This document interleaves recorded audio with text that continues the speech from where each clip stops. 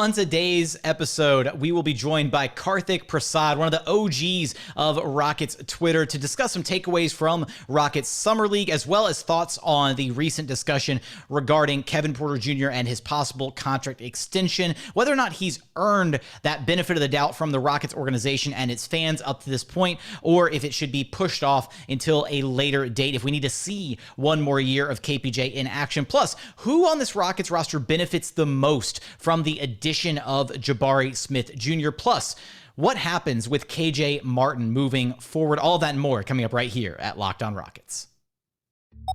This is Mission Control, Houston. Ignition sequence start. The Houston Rockets select Jalen Green and Jabari Smith Jr. T-minus 15 seconds. Guidance is internal. Every time I step on that floor, I'm coming. You're getting somebody who's going to come in with a chip on their shoulder, somebody who's going to come in and compete from day one. 6, 5, 4, 3, 2, 1.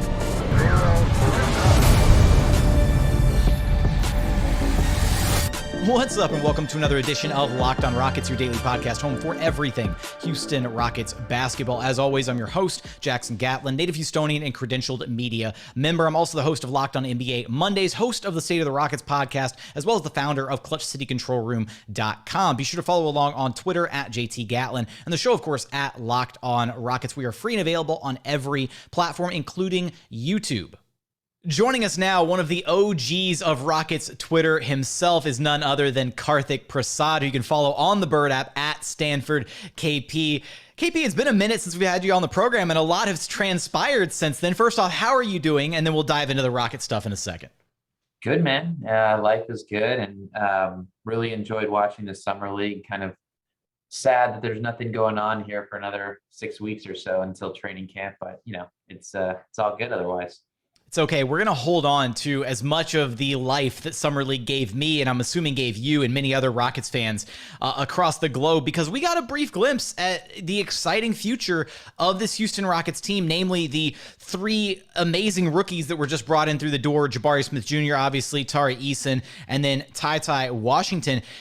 Hit me with a couple of your takeaways from what you saw during Summer League, who you're most excited about from this bunch of Rockets rookies coming in, maybe some of your thoughts on some of the veterans from the Rockets Summer League and Dacian Nix and Josh Christopher, anything you've got for me. And we're going to segue from Summer League into a couple other Rockets related topics a little bit later on in the show.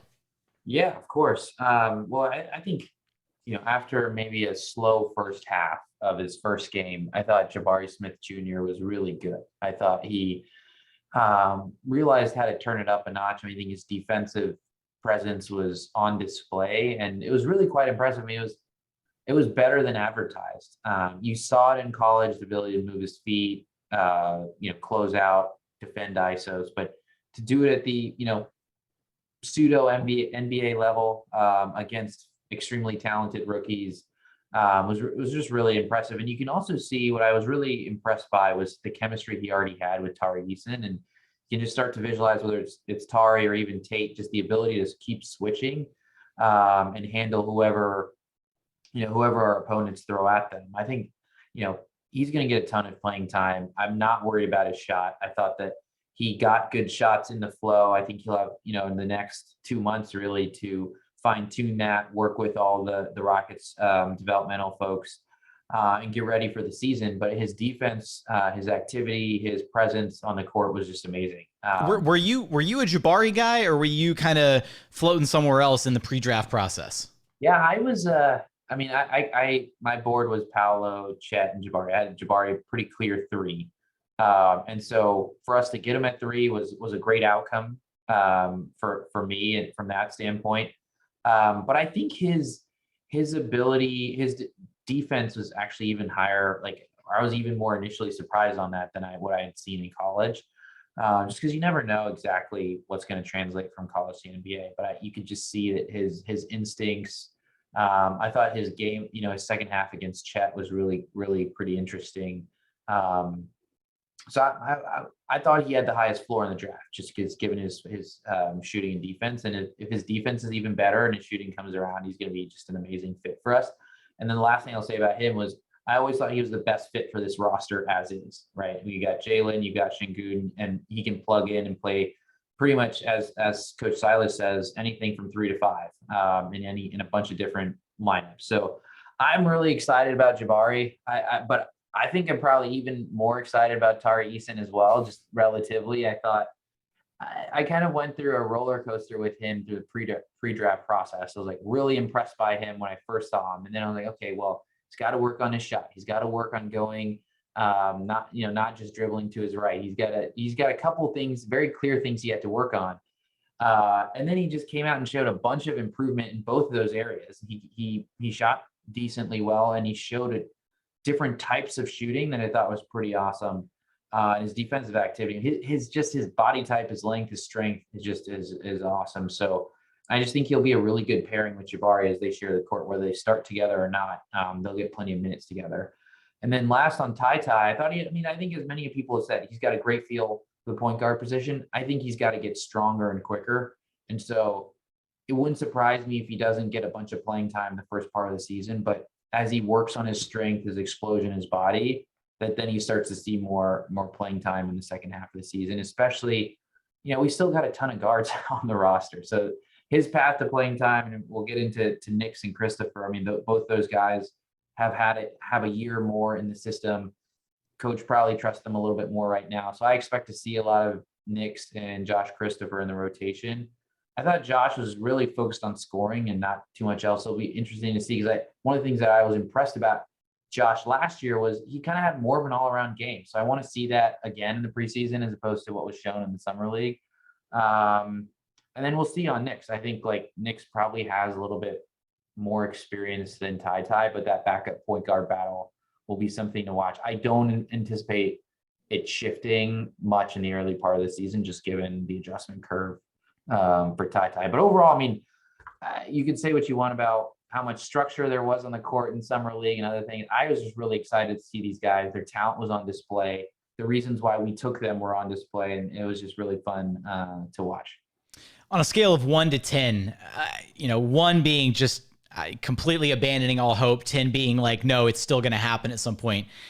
Where's your confidence level at with Usman Garuba? The fact that we keep holding out hope. We're like, are we going to see him? What's going to happen? And yet again, not out there in summer league. Like where are you at mentally with him? Are you just are you still holding out some level of hope that he's going to, pan out the way that we kind of hoped he would?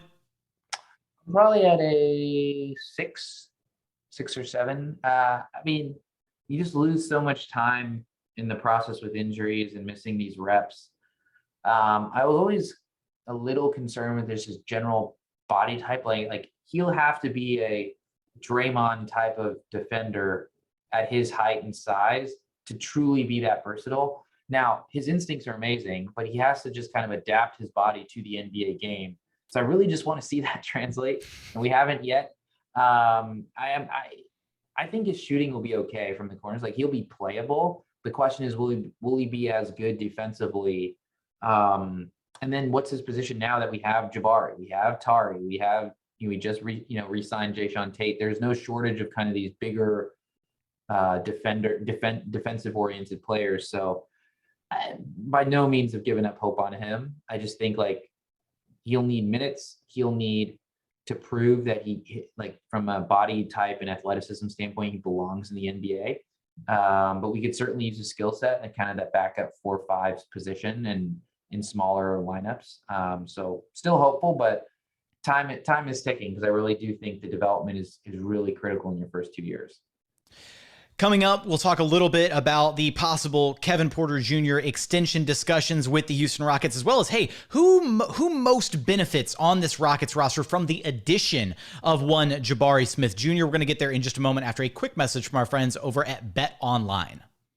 BetOnline.net is the fastest and easiest way to check in on all of your sports betting needs. Find all your favorite sports and events at the #1 online source for odds, lines, and games. Find reviews and news of every single league, including Major League Baseball, NFL, NBA, NHL, combat sports, esports, even golf. You name it, they've got it over at BetOnline. Right now, you can take a look at who the odds-on favorites are for the 2023 NBA title. The Boston Celtics leading the way, plus 400. Then the Milwaukee Bucks at plus 625. The Golden State Warriors in third place at plus 700. And then rounding out the top five, you got the LA Clippers at plus 750 and the Phoenix Suns at plus 950. So for all of that and more odds, head to their website today to learn more about the trends in action available to you. BetOnline, it's where the game starts.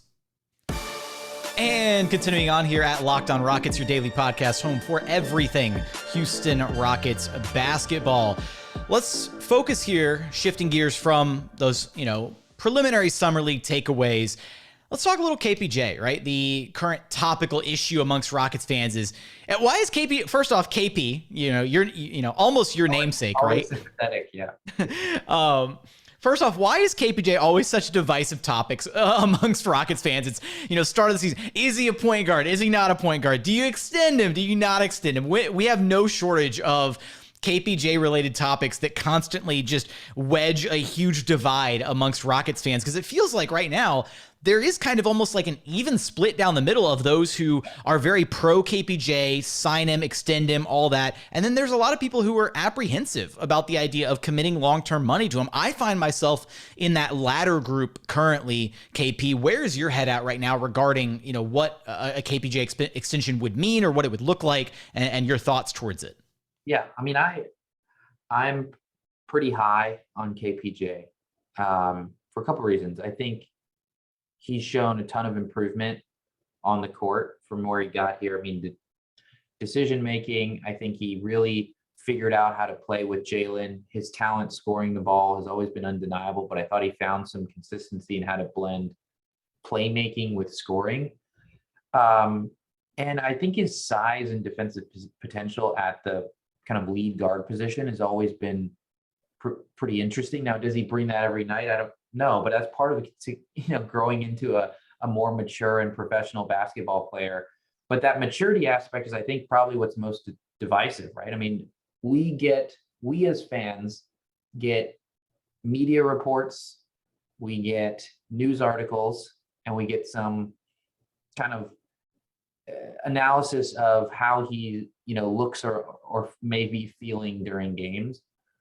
We may get like an hour or two, I guess, like in a game. So maybe we get like 10 hours of just like looking at KPJ through a window. We don't get the rest of his life, and we have no idea of what's going on behind the scenes.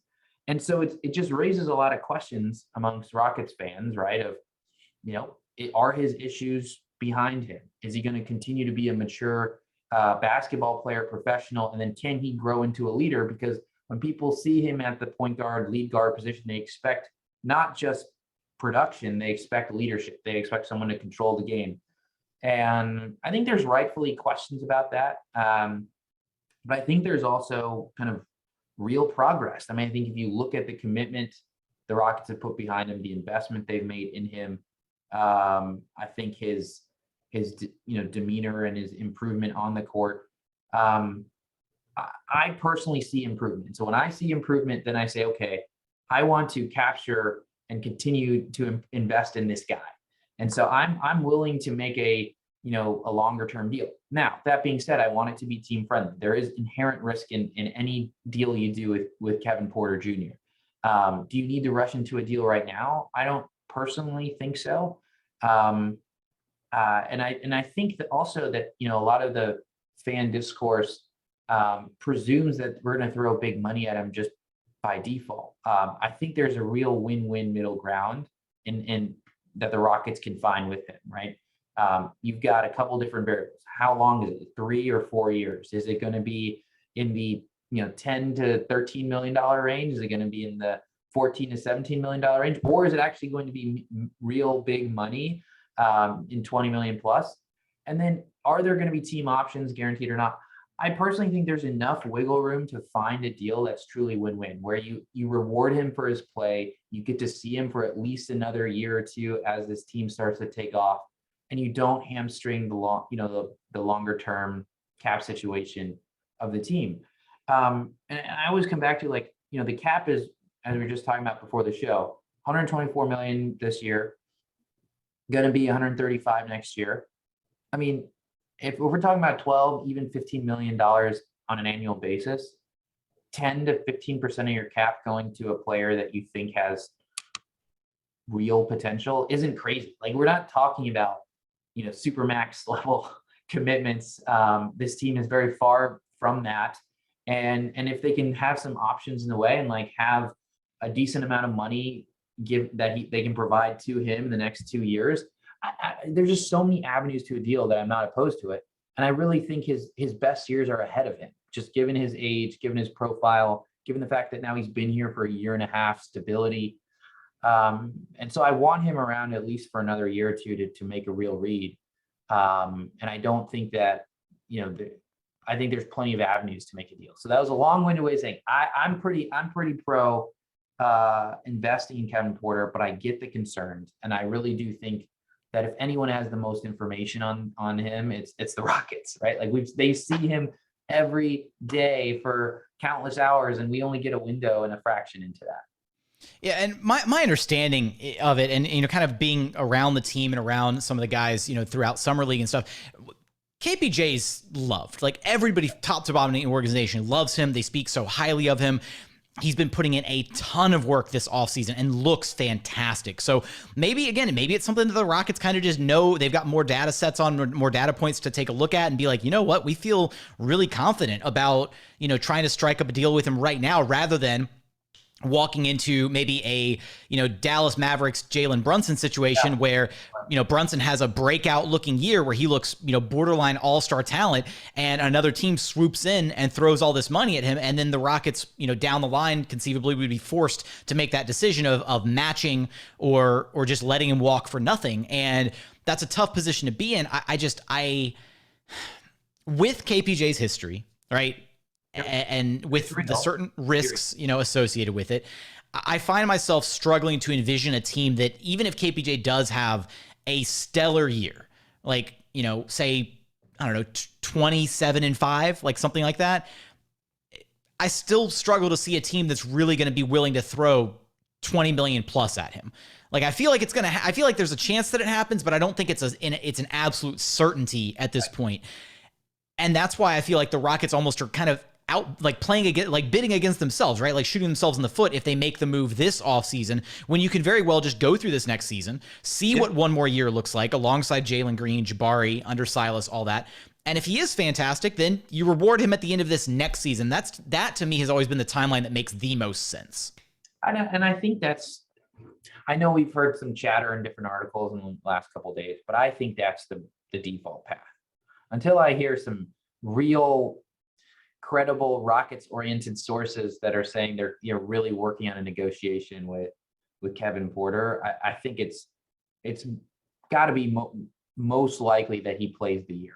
They have his he's going to be a restricted free agent. To your point, they have the most information. Why would a team tie up cap space trying to lure him away with an even greater deal, right? So we're not going to negotiate against ourselves. I think the Tate deal was really instructive against that. It's team friendly. But the Tate deal, I think, was instructive also from a timing standpoint, because there is value in bringing guaranteed money forward, right? And that's a win-win to a player and a team. And if you can strike a deal that's favorable, like if you think if he has an amazing year, he will command 16 to 20 million, let's just say I'm making up numbers, versus now you could get him to say yes to something like 12 million. There's value in that. And so I think they'll explore it, but they're not going to negotiate against themselves. They have no reason to do that. That 12 million number is the one that I've been kind of hung up on, because I feel like a lot, the number that's getting thrown around a lot is that 15, like AAV, like, average annual value. And that's the number where I start getting a little hesitant, because I feel like 15 million is just outside, and maybe this changes, right, in the next couple of years as the salary cap rises. But when I think general mid-tier NBA salary, my head immediately floats to the number like 10, right? Around the MLE is usually what we consider mid-tier NBA salary. That's why it's called the mid-level exception. Yeah. And so anything too far north of that, and it kind of winds up becoming one of those things where if worst case scenario happens, if they extend him and things do not pan out and you have to move on from him, having a contract like that, that's a little just outside the realm of a mid-tier salary, becomes harder to move as far as just offloading, getting rid of whatever. And then you're entertaining the idea of having to offload like an asset to get rid of that contract, to open up that cap room. Whereas if you're closer to that mid-tier salary point, maybe it's, salary filler in a trade down the line if necessary, or something to that degree. Or again, just a smaller salary to where it's not impacting your cap flexibility as much as something 15 or north of that would in the grand scheme of things. Yeah, I agree. And then there's a couple of different things you can do though. If they want to get up to a 15 number or that and try and make it not as scary, you don't have to have raises in there. You can even have a declining contract. So it starts at 15 million per and goes down just to communicate the risk. Or the final year could be non-guaranteed. It could be a team option. And then all of a sudden the total dollar amount isn't that high. I just think, the average salary in the NBA is probably going to be around 13 to 14 million, like 2 to 3 years from now. So we're going to look back and be like, well, is he around average salary plus or minus 10%? Probably. Like he's probably going to outperform that from a talent standpoint. And it's just a matter of, is there additional value you're going to have by keeping him in the organization that only the Rockets can extract? I'm with you. I think somewhere in that range, 12 to 15, assuming he has a great year, timing's right, they see the things they want to see, and they build in the team-friendly aspects to it. I think that's where it ends up happening. It could happen this summer. I think it could happen before the trade deadline too, or they can wait into the restricted free agent game like they did with Clint Capella. So there's so many possibilities to the deal. I just don't see it not happening. It's just a matter of when. Yeah. And I think that's the big part of it. It's the timing of it, right? Does it happen now or does it happen later? I think that later's, again, the one that makes a little bit more sense, but who would have thunk, right? KP is pro KPJ. I'm sure there was some foreshadowing there, of course, that I should have predicted coming into the show. But coming up, we're going to talk about who benefits the most from the addition of Jabari Smith Jr. on this Houston Rockets roster. And if we have a little bit of time, we might revisit one KJ Martin and his situation and role moving forward with the team. We're going to get there in just one moment. And final segment here at Locked On Rockets, your daily podcast, home for everything Houston Rockets basketball. We are free and available on all podcast platforms, including YouTube, where you can go to YouTube, search Locked On Rockets, like, comment, subscribe. Remember the mantra, for the house, for the team, for the algorithm. Go comment on YouTube. It helps out the show tremendously. I had to drop that in there just to see if KP had heard that yet. So I wanted to get a little soft chuckle out of him. But KP, I think this is a really interesting question here that I haven't had a chance to really explore just yet. All right, we're really optimistic about what the addition of Jabari Smith Jr. means to this Rockets team, what he's going to look like playing alongside some of these guys next season. So where I think is a fun question to ask, and we'll go back and forth on this, who do you think benefits the most from the addition of Jabari Smith Jr. on this Rockets roster? Is it A, Kevin Porter Jr., B, Jalen Green, or C, Alperen Sengun? Go. I'm going to go with C. All right, C, Alperen Sengun. I think that, the fact that they cleared out Christian Wood, don't really have another 6'10 plus guy on the roster outside of Boban. And, we'll see what happens with Boban. I really think that Alperen Sengun is going to get a ton of minutes, as is Jabari Smith Jr. And I think in going through the pre-draft, the way that those two can, I think, work together on the offensive end is clear. I mean, Jabari spaces the floor, elite shooter, isn't a high usage guy. So Sengun will have the ball in his hands to either self-create or create plays for others, kickouts, whatever. And so offensively, it's seamless. And I think it'll just provide Alperen just more options as he gets more playmaking and scoring duties. But I think defensively, those two really should work well together. I think Jabari should help a lot in communication, rotations, switches, so that I think they'll just protect each other. Because I think Sengun always has kind of the size and girth and space in the paint that Jabari doesn't. But Jabari has the length, the weak side protection, the ability to switch on the perimeter that Sengun doesn't quite have at that level. And so their skills complement each other perfectly. And I think they'll just get to really grow together defensively, and I think that'll really help them out. And I threw out a comp for Sengun as really his like ultimate potential, not where he is now, but kind of similar to the way I think Al Horford plays for the Celtics, just like really smart on both ends of the court. We've seen Sengun have really good timing on like some chase down blocks, some defensive instincts, but he's prone to foul trouble. But imagine him, as he's growing, he's working. I think you can imagine him next to a really good weak side protector. And I think that's something that Jabari can bring. And if the Rockets would get better at containing dribble penetration with their guards and their wings, it just makes life better. Like you're not suddenly, pressuring the rim as much. And I think it'll just help them out a ton. So I think those two will really, their games are tailor-made for each other. And so I'm looking forward to seeing that. I think Jalen and KPJ, they kind of got a small glimpse of what it's like to play with another like 5-out type of guy and Christian Wood offensively. And so of course Jabari I think will help them defensively too, but it's going to be on those guys to make improvements defensively at the point of attack as they're guarding guys. So I think they've got to do what they've got to do. But to me, it's Sengun and Jabari, in addition to whoever they started at 3, whether that's Eric Gordon, Tate, Tari, whoever that is. I think those guys are going to really work well together. We're going to revisit that point about the 3 here in just a second, but I'm inclined to agree with you. To me, it is Alperen Sengun clearly the guy who benefits from this the most. One of the areas that you didn't highlight as far as one of the benefits for Alperen Sengun, right, is it almost, the addition of Jabari Smith Jr. cements Alperen Sengun's role on this team for the foreseeable future. Whereas, adding a guy like Paolo Banchero, there would have maybe been some questions about the fit between those two guys. Another guy who needs the basketball in his hands, takes the ball out of Sengun's hands. What do they look like spacing wise offensively? Is it a dumpster fire defensively? There would have been a lot more questions about the fit of things moving forward if Paolo Banchero had become a Houston Rocket. But with Jabari Smith being at it, he kind of, again, complements Alp almost perfectly in every facet, every regard. And so watching those two guys kind of fit together defensively, but then offensively, Alp having yet another offensive outlet to really make his life easier as far as his own offensive game, being able to create, attack on the interior, post up, get to the spots on the floor that he wants to get to with competent shooters all around him.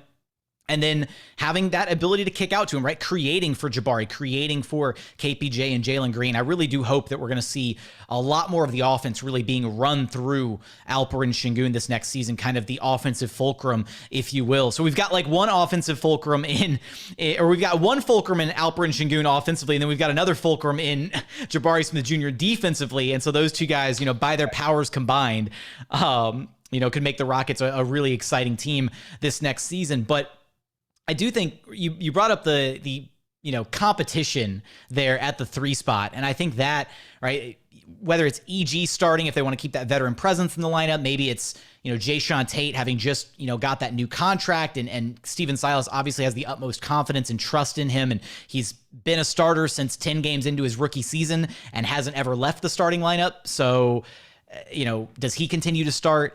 Does Tari Eason continue to impress so much that you're almost forced to start him over one of the other two guys, even though they've got the veteran experience? I think starting 2 rookies would be kind of tough, but just throwing those 3 names out there, there's a guy who's been a part of this Rockets team, and there's question marks about his future, and that's KJ Martin. To me, KJ Martin is the guy that's the odd man out of this Rockets rotation. I think you look at the guys the 3 guys we just listed off ahead of him, and I think those 3 guys are very clearly ahead of him with what they provide, their on the court production, their seniority, their leadership, the intangibles, whatever you want, whatever arguments you want to make. I think those 3 guys are clearly ahead of him for wing minutes on this Rockets roster, and I just don't see a pathway for consistent minutes. So that leads me to believe trading him is the best case scenario. Yeah, I agree. I think KJ is a ton of talent. But I think his limitation is in his height and total size, right? There's just there's just a limit to who he can truly defend on the court, especially when you're comparing a guy who's like 6'9", tall, freakish wingspan in Eason, but then guy who's like 6'11" and even longer in Jabari Smith. And so like we need size and length on this team to complement our guards. And so, is KJ an exciting young player? Yes. and therefore he should have value. And I think that if and when the Rockets explore an Eric Gordon deal from a trade standpoint, I think, packaging him with with KJ could really, bring back the type of assets we're looking for. That being said, I imagine the early part of the season to, potentially have KJ minutes, to feature him, to kind of show him where he's at. Same thing with Eric Gordon, right? I think they would want to have some continuity on the floor in terms of people who know what Silas wants to do. And then similar to last year, you start to see a shift towards younger players mid to late season as they start to pick it up and you have some deals out of the way. So it wouldn't surprise me if we see some minutes from him early, and they start Eric Gordon to that point. But then I do expect by midseason, it's kind of Tari's getting a ton of minutes at the threes, and Tate's got his cemented role as well. Now the one wild card is like, if they move on an Eric Gordon deal sooner versus later, right? You could argue that they have some minutes for KJ, because you could run kind of a Tate KJ combination, and then Tari essentially backs up Jabari Smith. So I could see something like that, but they got to move somebody, right? To your point, there is a log jam there at kind of the 3-4 tweener spot. So yeah, I think at this point it's, somebody needs to get moved. The Rockets are capped, roster capped at 20 players, as far as just the number of guys that they're holding for their offseason roster. So they can't even make any additional moves without cutting or waiving somebody, at least not taking back, anybody except for, a 1-for-1 type deal. And, the two most viable options are Eric Gordon, who's, his name's constantly floating in trade rumors, and then KJ Martin, who has had, other teams around the league have expressed interest in acquiring him. Whether the Rockets can make that translate into a future first-round draft pick or something, that kind of remains to be seen. But it'll be, very interesting to see which one of those dominoes ultimately falls, if one falls before the season gets here, because then, they'll be kind of in another roster crunch standpoint where they've got all these pieces that they maybe want to feature and showcase a little bit ahead of the trade deadline, but you also don't want to do that at the expense of developmental minutes for the rest of the young guys on the roster. But KP, it's always a pleasure to have you on the program. You know the drill, man. You got to let everybody know where to track you down at. Yeah, I'm on Twitter, or as Jackson says, the Bird app, at Stanford KP. Not as active on a daily basis, but I will as the season ramps up, and always paying attention to what the younger generation of Rockets fans is up to. So it's really exciting. I'm always happy to do this, and so thanks for having me on, Jackson. Appreciate it. Always fun to have you on the program, you old head. Exactly, getting old, man. That's going to do it for today's episode. As always, appreciate you so much for checking out the show. If you haven't done so yet, please consider subscribing wherever you listen to your podcast. That's Apple, Spotify, Google, the Odyssey app, free and available on all platforms, including YouTube. Just go to YouTube, search Locked On Rockets, like, comment, subscribe, all that good stuff. Who do you think benefits the most from the addition of Jabari Smith Jr. on this Rockets roster? Is it Alperen Sengun, or is it somebody else on the Rockets roster? Is it somebody that we didn't name as one of the three options? Let us know in the comments below. I do read each and every one of those every single day. But as always, thank you so much for watching. Thank you so much for listening. We look forward to having you back right here at Locked On Rockets, your daily podcast home for everything Houston Rockets basketball.